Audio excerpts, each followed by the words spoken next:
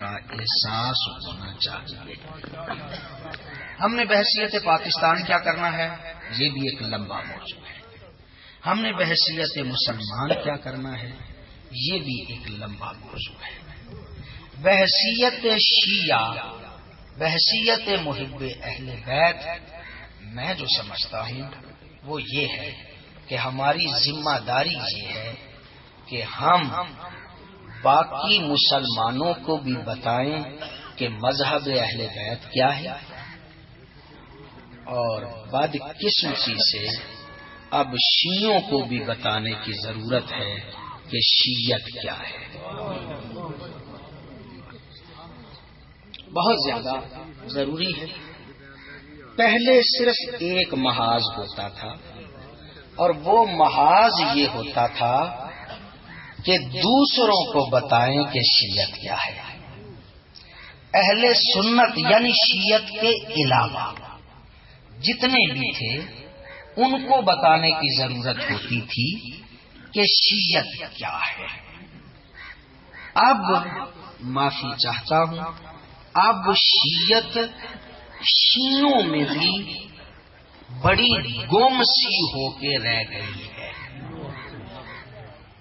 اب شیعہ بھی شیعت کے حوالے سے واضح نہیں۔ کسی بھی اپنی مجلس میں چلے جائیں، کسی بھی سارے دن کے جلسے میں جا کے بعد میں بتائیں کہ اس میں سے شیعت کیا تھی۔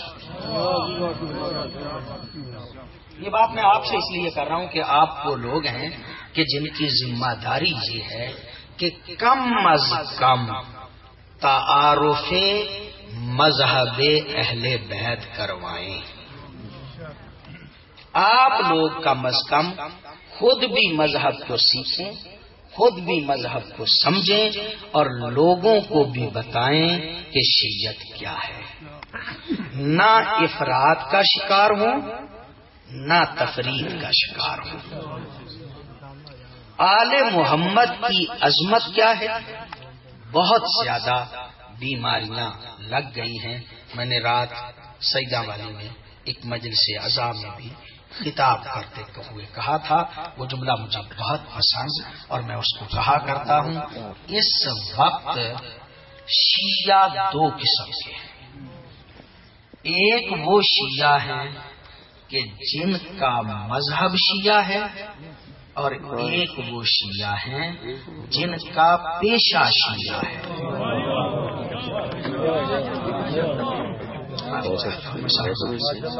کچھ لوگ ایسے ہیں کہ جن کا مذہب شیعہ ہے، کچھ لوگ ایسے ہیں کہ جن کا پیشہ شیعہ ہے۔ پیشہ ور شیعوں نے مذہب شیعہ کو اتنا غیر مشکوک، اتنا مشکوک بنا دیا ہے کہ اب شیعت کا پتہ ہی نہیں چلتا کہ شیعت کیا ہے۔ یہ دشمنی شیعت کی وجہ سے شاید کم ہے، اس شیعت کی دشمنی ہو رہی ہے کہ جو بیان کی جا رہی ہے پیشہ ور شیعوں کی طرف سے۔ آپ کی پوری توجہ ہے، علماء کرام ہے، میں تو ایک طالب علم ہوں، ساری زندگی خدمت کرتے ہوئے گزری، مجھے انتہائی دکھ ہے۔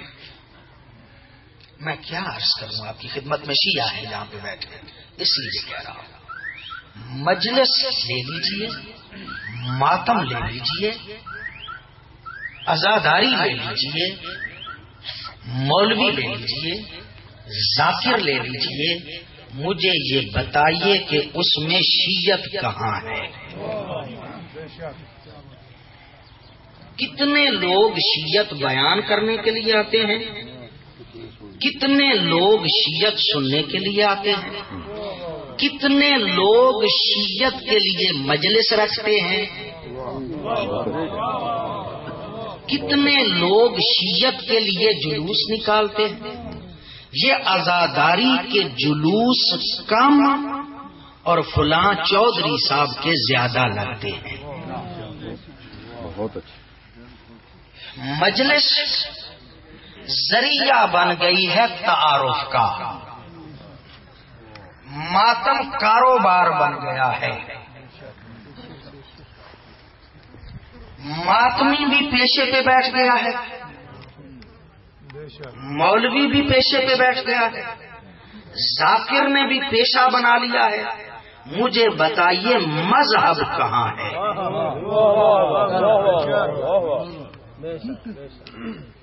معافی چاہتا ہوں, بڑا دل دکھ گیا ہے. سرکار امام سجاد علیہ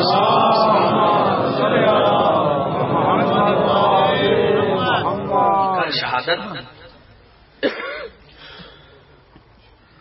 حشام آیا ہے زیارت کعبہ کے لیے, اس کے لیے کوئی ہٹتا نہیں. مولا آتے ہیں, مجمع چھٹ جاتا ہے, حجر اسود تک جلدی پہنچ جاتے ہیں. حشام دیکھ کے کہتا ہے یہ کون ہے؟ میں بادشاہ ہوں, میرے لیے ہٹتے نہیں. یہ کون ہے کہ جس کے لیے سارے لوگ پیچھے ہٹ گئے؟ فرزدق شاعر تھا وہاں پہ, اس نے کہا اسے نہیں جانتا, اسے کعبہ بھی جانتا ہے, حجر اسود.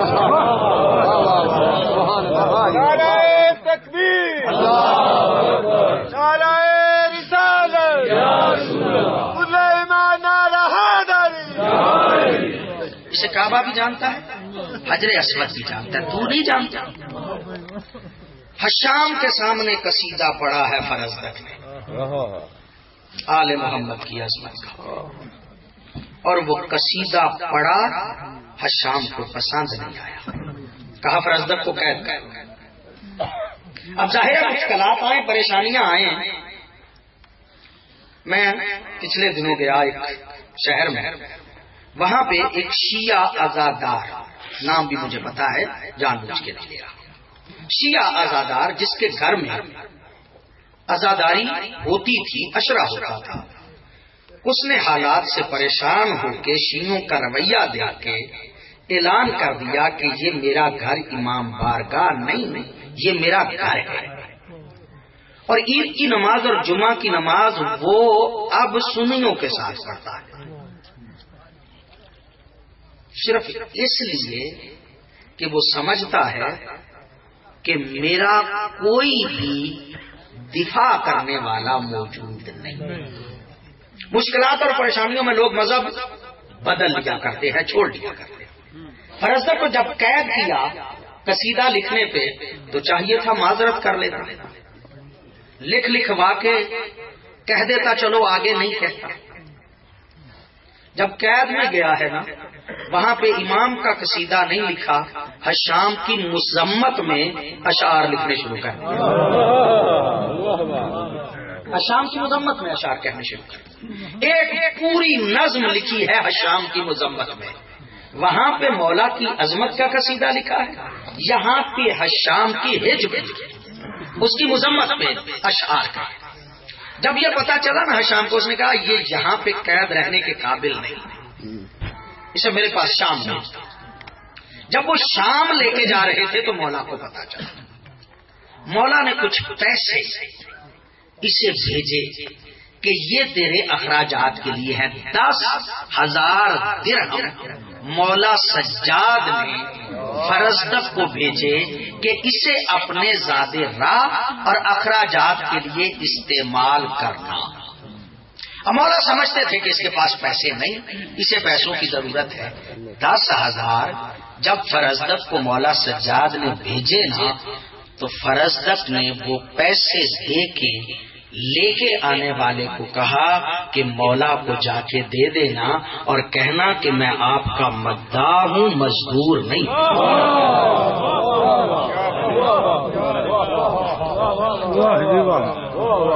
میں آپ کا محب ہوں, مداح ہوں.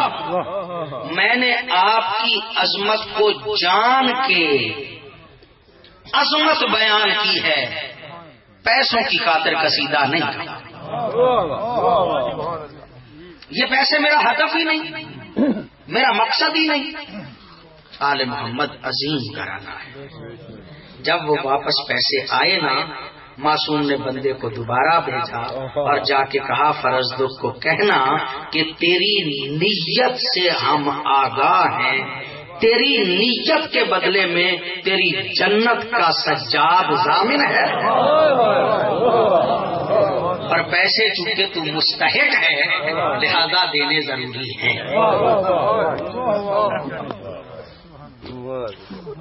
کتنے بندے ایسے ہیں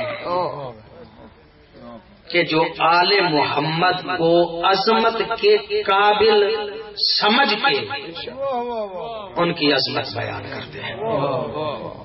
اگر مذہب دین ذہن میں ہو تو پھر ڈرامے کرنے کی ضرورت نہیں. معافی چاہتا ہوں میں بڑی کھلی کھلی باتیں آپ کی خدمت میں عرض کروں. اب یہ پڑھنے والے جو ہم لوگ ہیں ہماری کلاسیں بن گئی ہیں پاکستان میں. پہلے یہ اے کلاس کا ہے, یہ بی کلاس کا ہے. مجھے کسی نے بتایا, اب راوی جیسا بھی ہے اس نے مجھے بتایا کہ اے کلاس کے 5-7 اکٹھے ہو گئے. انہوں نے کہا ہم سے اے کلاس کون ہے؟ ہم 5-7 جو اے کلاس جنہیں قوم سمجھتی ہے ان میں سے بڑا کون ہے؟ انہوں نے کہا ہم سے وہ بڑا ہے کہ جو آئندہ عشرہ 25 لاکھ کا پڑے.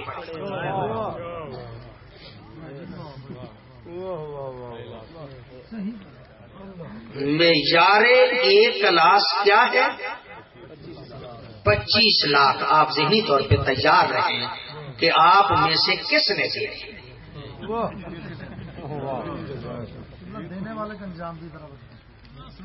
میں یہی عرض کرنا چاہ رہا تھا اور اسی لیے میں آپ کی خدمت میں عرض کر رہا ہوں کہ 25 لاکھ تک ان کی ذہنیت بنی ہے آپ کی وجہ سے. کبھی وہ 25 لاکھ نہ سوچتے اگر آپ کو چودھری بننے کا شوق نہ ہو.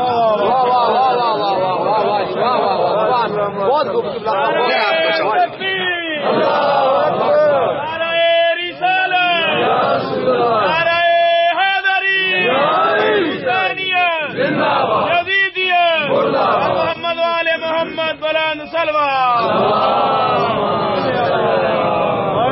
اگر آپ کو چودھری بننے کا شوق ہے, شاہ صاحب کی مجلس ہے جناب, سفتین شاہ صاحب کا ڈیرا ہے جناب,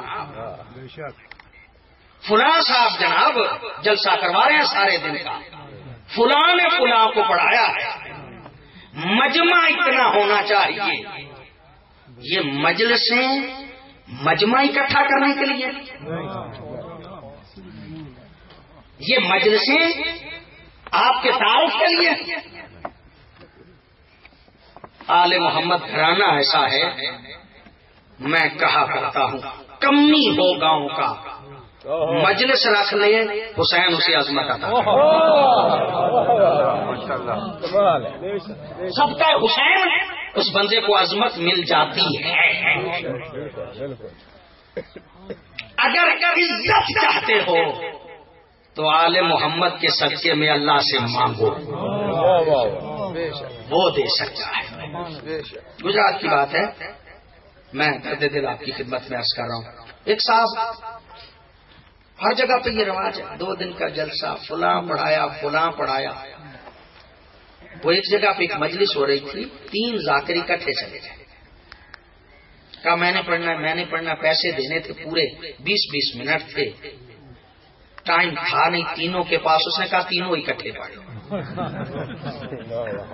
یوٹیوب پہ میں نے دیکھا ہے یہ مجلس اعضاء ہے.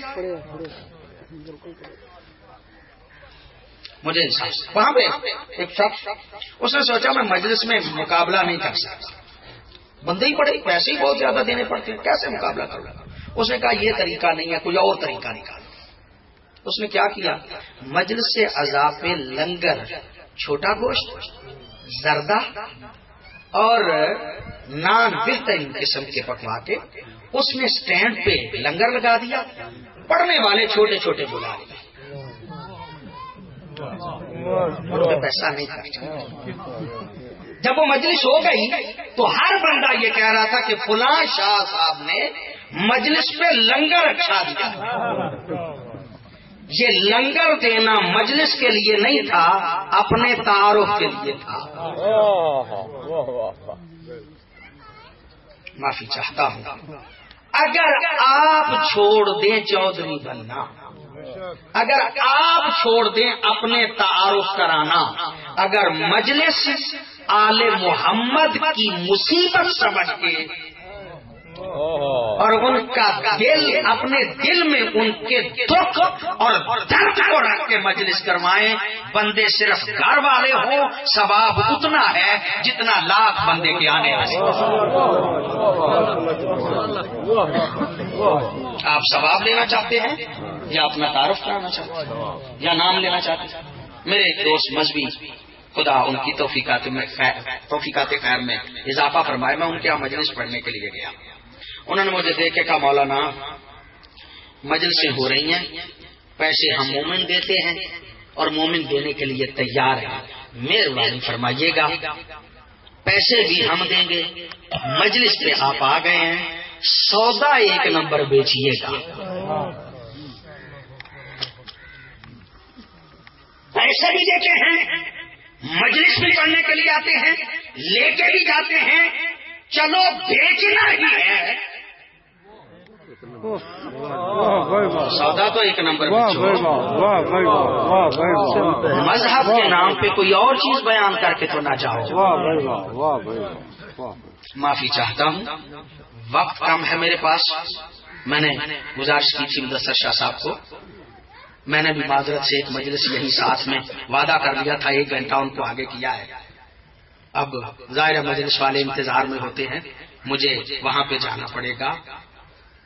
ہر بندے کو حیثیت میں رہنا چاہیے، اور میں پوری ذمہ داری سے آپ لوگوں سے درخواست کرتا ہوں، جب تک آپ نہیں سوچیں گے یہ معاشرہ ٹھیک نہیں ہوگا، آپ کو سوچنا پڑے گا۔ ذاکر کا کام قصیدہ پڑھنا، اس کا کام بند پڑھنا، اس کا کام فتوے دینا نہیں، اصول بنائے، فتوے دینا میرا کام نہیں، میں بھی نقل فتوا کرتا ہوں، میں بھی فتوے کو نقل کرتا ہوں، فتوا دیتا نہیں، میں جب فتوا نہیں دے سکتا،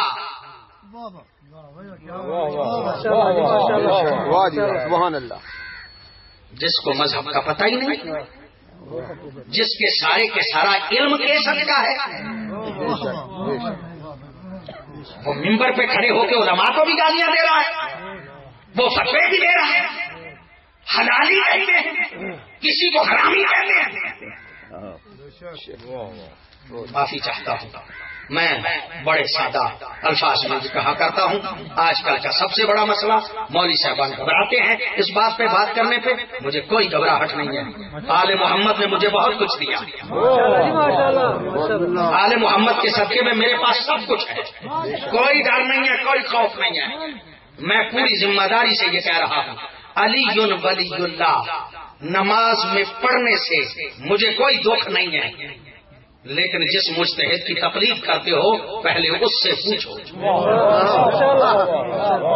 وہ تمہیں اجازت دیتا ہے یا اجازت نہیں دیتا، اگر اجازت دیتا ہے مجتہد اور ہو، تم نے تقلید کسی اور کی ہو،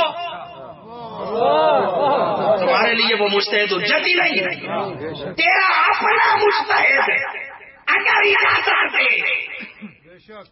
تو ضرور پڑھ، لیکن جو نہیں پڑھتا اسے حرام زادہ نہ کہے، شرم کر، حیا کر، غیرت کا، حرام زادہ جب کہتا ہے تو کس کو کہتا ہے؟ غیرت ہی ختم ہو گئی ہے، کس کو حرام زادہ کہتا ہے؟ معصوم پڑھتے تھے،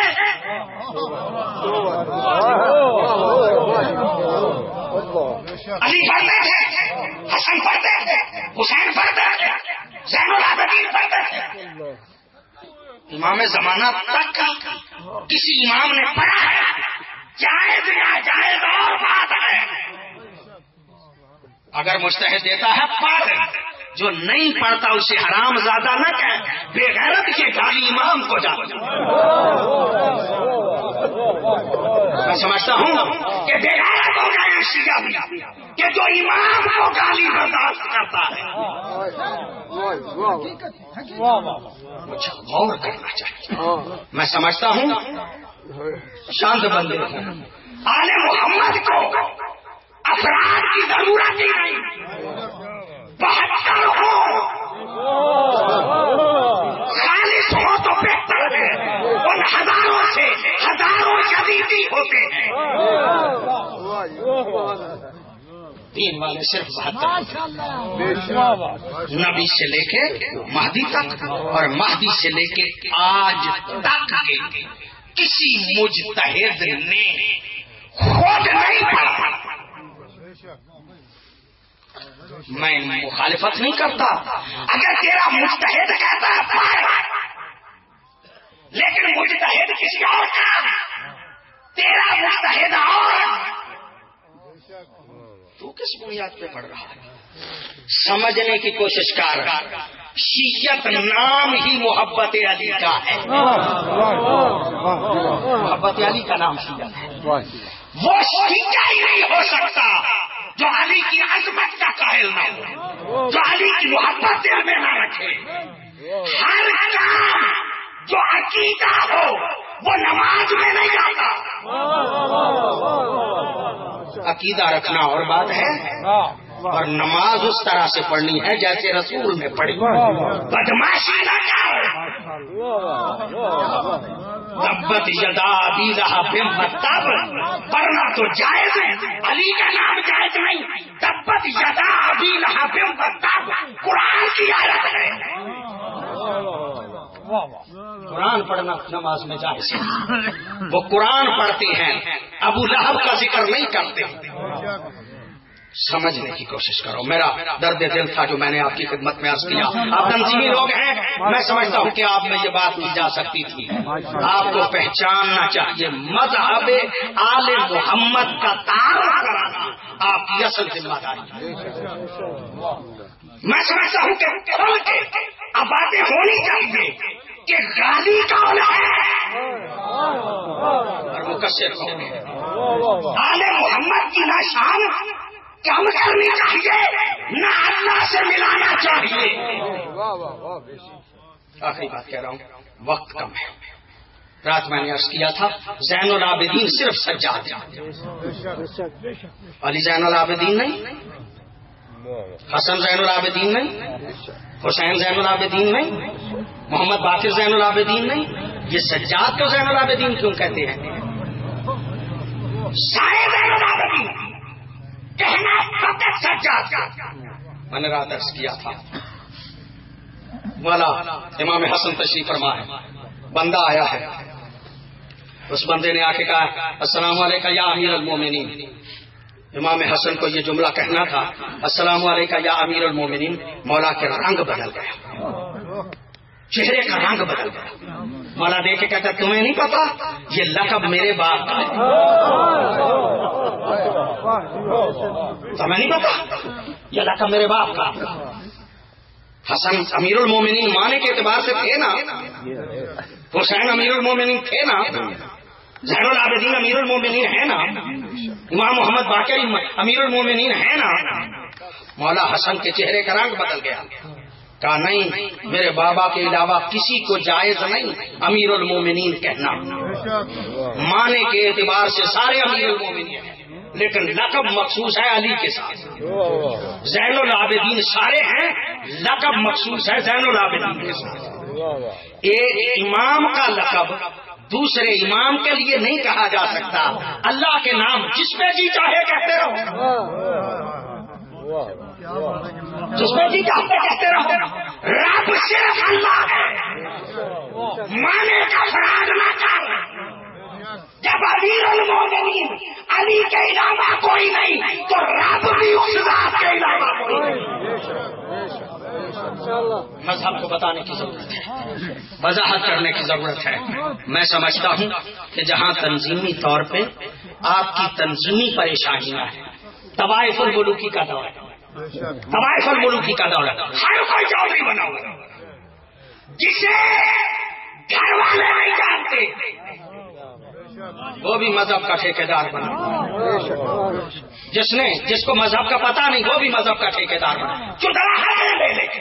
میرا بھی پتا چل جائے, میں بھی افسر بن جاؤں. جب چودراہٹیں بننا شروع ہو جائیں پھر اختلافات بڑھتے ہیں. جب تک اپنی انا ختم نہ کی جائے محب اہل بیت ہو ہی نہیں سکتا. اپنی اناؤں کو ختم کریں اور آل محمد کے مذہب کے لیے کام کریں. میں جملے کہا کرتا ہوں, ایک شیعہ کا تذکرہ کر کے آپ سے اجازت چاہتا ہوں. شیعہ حج کر کے واپس گیا, گھر پہ پہنچا ہے, پولیس سامنے پکڑ لیا. کہا کیا بات ہے؟ کہا سنا حج پہ بڑا علی علی کرتا رہا, حج پہ ذکر علی بھی کرتا رہا. کہا ہاں کرتا رہا. کہا پھر تیری سزا پتہ کیا ہے؟ کہا ہاں پتہ ہے. کہا کیا سزا ہے؟ کہا مولا نے کہا تھا تجھے دار پہ بھی چڑھایا جائے گا اور تیری زبان بھی کاٹی جائے گی. تجھے دار پہ بھی چڑھایا جائے گا, تیری زبان بھی کاٹی جائے گی. جب جملہ کہا نا, بدبخت دیکھ کے کہتا تیرے مولا نے اگر کہا بات سچی نہیں ہونے دوں گا, نہ تجھے دار پہ چڑھاؤں گا نہ تیری زبان کاٹوں گا. میسم دیکھ کے کہتا بدبخت تجھے زبان بھی کاٹنا پڑے گی, تجھے دار پہ بھی چڑھانا پڑے گا. کہا نہیں, کہا اسے جیل میں بھیج دو, وہیں پہ پڑا پڑا گل سر کے مر جائے. نہ دار پہ چڑھاؤں گا نہ زبان کاٹوں گا. گیا ہے جیل میں. بنی امیہ کے دور کی جیل تھی, سارے قیدی انہی کے ماننے والے تھے. قریب والے کو بلا کے کہا علی کو جانتے ہو؟ علی کو جانتے ہو؟ فضائل علی پڑھنا شروع کر دیے. جب فضائل علی پڑھتا جاتا ہے اس کے دل میں محبت پیدا ہو جاتی ہے. وہ شیعہ ہونے کا اعلان کرتا ہے, دیکھ کے کہتا ہے اب تمہاری ذمہ داری صرف یہ نہیں میں نے تمہیں شیعہ کیا ہے, ایک تم نے کرنا ہے. ایک تم نے کرنا. 2 سے 4, 4 سے 8, 8 سے 16, 16 سے 32 پوری جیل میں آہستہ آہستہ محبان علی کی تعداد بڑھنے لگی. جیلر پریشان ہو گیا. اس نے اوپر لکھا یہ چنگا قیدی بھیجا ہے, یہ تو سارا بیڑا ہی غرق کر رہا ہے, یہ تو سب کو شیعہ کر رکھا ہے, اسے بلا لو. علی کی ایک بات سچی کر لیتے ہیں, ایک نہیں. دار پہ چڑھا دو اسے, زبان میں کاٹ لو. میسم کو اسی کھجور کے درخت کے ساتھ لٹکا دیا گیا. کہتے ہیں کہ میسم کا وزن زیادہ تھا, اس کی باہوں میں رسا ڈال کے اس دار پہ چڑھا دیا. دار پہ چڑھا ہوا تھا, اس طرح کا دور نہیں تھا. وہ جہاں پہ چڑھا دیا اب یہیں پہ مر جائے گا, کوئی خبر خیال نہیں, کسی جنگل میں کسی صحرا میں ایسے ہی اس کھجور کے ساتھ لٹکا دیا. اب کوئی اس کی طرف توجہ ہی نہیں کرے گا, یہیں پہ مر جائے گا. وزن اس کے آگے کندھوں پہ, زبان پریشان ہے, بھوک لگی ہوئی ہے, پیاس لگی ہوئی ہے. دور سے ایک بندہ گزرتا ہے, اشارہ کرتا میری بات سنو. اندازے سے اشارہ کیا, وہ قریب آیا, شاید بھوکا ہے, پیاسا ہے, پانی مانگے گا, پانی دے دوں گا, اگر کچھ کھانا چاہتا ہے دے دوں گا. جب وہ قریب آیا تو اسے دیکھ کے کہتا ہے علی کو جانتے ہو؟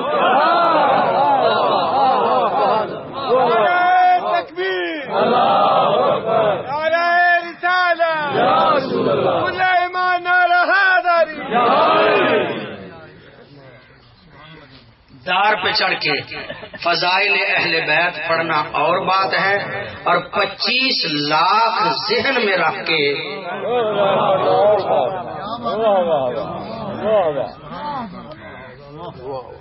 وہ بھی فضائل نہیں.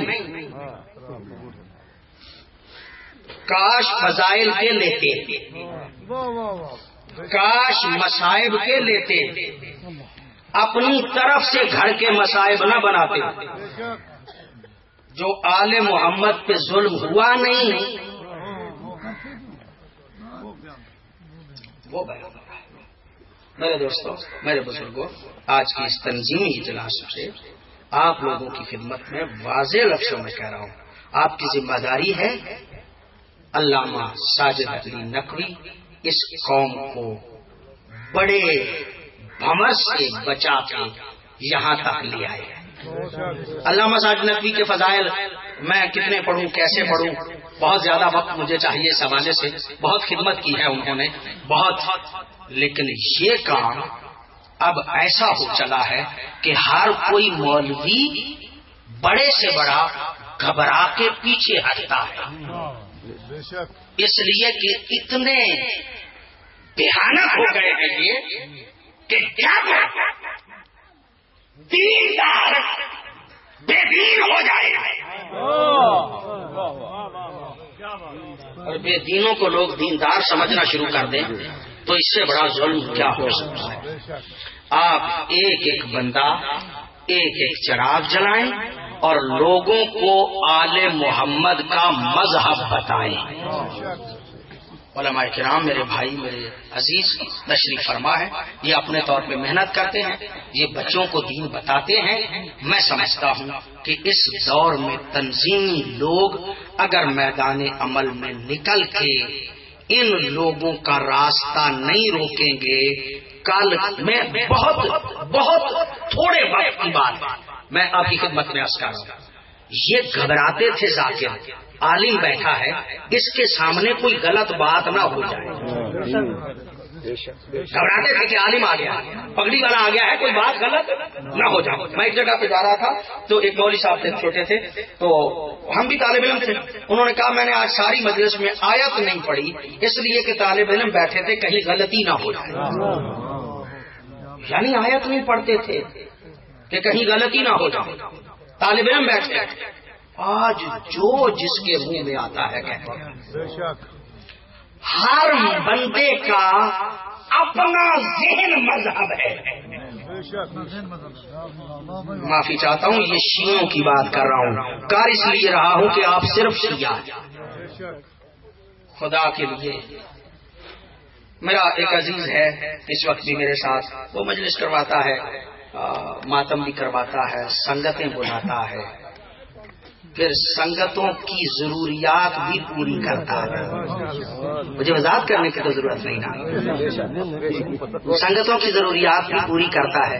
کیا فائدہ ہے ایسے ماتم کا کہ جس ماتم کے کروانے میں تمہیں گناہ کرنا پڑے گا؟ اگر ماتم ہی کرنا چاہتے ہو، خود نہیں آتا تو مچھے چودھری ہو، آل محمد کا ماتم نہیں کرتے، بڑے افسر ہو تم۔ اگر ماتم کرنا ہے اپنے گھر والوں کو ساتھ ملا کے صرف گھر والے ماتم کرو، نشئی بھٹی۔ اگر کسی نے ماتم کرنا ہے تو وہ آل محمد کی مصیبت پہ ماتم کرے، ہیروئن پینے والے ماتمی نہیں ہوتے۔ معافی چاہتا ہوں، میں نے صرف نشاندہی کی ہے، پتہ آپ سب کو ہے، پتہ آپ سب کو ہے، لیکن کیا کریں، اب مجلس بھی تو کامیاب کروانی ہے نا، جلوس بھی تو لمبا ہونا چاہیے نا، پتہ تو ہونا چاہیے نا فلاں شاہ صاحب نے مجلس کروائی، پتہ بھی تو ہونا چاہیے نا فلاں چودھری صاحب نے کرائی، فلاں ملک صاحب نے کرائی۔ چلو ایک آدھ بندہ بلا لو تاکہ کچھ نہ کچھ بندے تو آ جائے۔ زہرا زادیاں بندوں کو دیکھ کے ماتم کر رہی تھی۔ میں کوئی بات نہیں کرنا چاہتا، بس اتنا عرض کرنا چاہتا ہوں، جس کے دل میں حسین کا غم تھا نا، وہ بے بلانا اونٹ پہ بھی بیٹھ کے ہاتھوں سے ماتم کرتی۔ یہ زہرا دادیوں کے ہاتھ پسے گردن بندے کیوں گئے تھے؟ اسی لیے نا کہ وہ ماتم حسین کا ہی۔ آپ کے بھی ہاتھ آزاد ہیں، آپ خود ماتم کریں۔ آزاداری کرنا چاہتے ہیں تو آل محمد کا مذہب اور ان کے مصائب سمجھ کے آزاداری کریں۔ اسے جملاش کرنا چاہتا ہوں تاکہ یہ عبادت میں شمار ہو جائے ہماری ساری گفتگو۔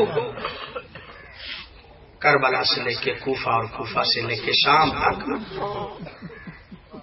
سیدوں کے چھوٹے چھوٹے بچوں کی قبریں اس لیے ہیں کہ اس سفر میں ماؤں نے بچوں کو نہیں اٹھایا تھا، بلکہ بچوں نے اپنی گردنیں ماؤں کی، بچوں نے اپنی باہیں ماؤں کی گردنوں میں ڈالی تھی۔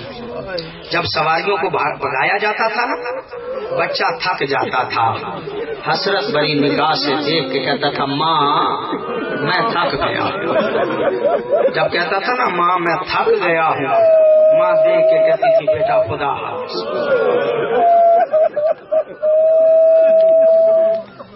بچے کے ہاتھ چھوٹتے تھے, بچہ نیچے گرتا تھا, پچھلی سواری کے قدم بچے پہ آ جاتے. اللہ کو سوائے غم اہل بیت کے کوئی غم نہ لے. کارواں جا رہا ہے, ایک مرتبہ مولا حسین کے سر والا نیزہ رک گیا. بڑی کوشش کی, چلے نہیں چلتا. شمر بغیرت پر کہتا ہے مجھے پتا ہے یہ کیسے چلے گا. سید و غیر سید و عزادارو, ایک چیز ہوا میں لہراتا ہوا وہ وہاں پہ پہنچا جہاں میرے مولا سجاد کھڑے, اور مولا سجاد کی پشت پہ اس نے اس طرح سے ظلم کرنے شروع کیے کہ جب صفائے کرتاس پہ سیاہی ظاہر ہونے لگی نا, میری مخدومہ دے کے کہتی ہیں بھیا چل. کب چلے گا؟ جب میرے بابا کی نسل ختم ہو جائے گی. مولا حسین کے کٹے ہوئے گلے سے آواز آئی, بہن زینب کیسے چلوں, میرے سینے پہ سونے کی عادی سکینہ پیچھے رہے.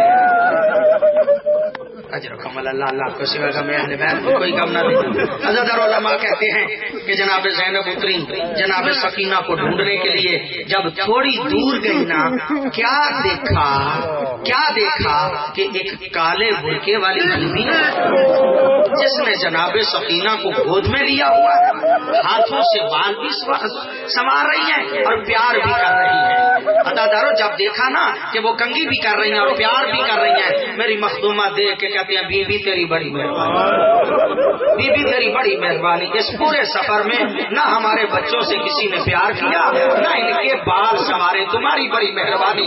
تم نے بچی کو اٹھایا بھی, اس سے پیار بھی کیا, اس کو کنگھی بھی کی. یہ جملہ کہنا تھا کہ وہ کالے برقعے والی بی بی دیکھ کے کہتی ہے زینب مجھے پہچان, میں کوئی غیر نہیں, تیری ماں. جب سے تم نے مدینہ چھوڑا میں نے بڑی اللہ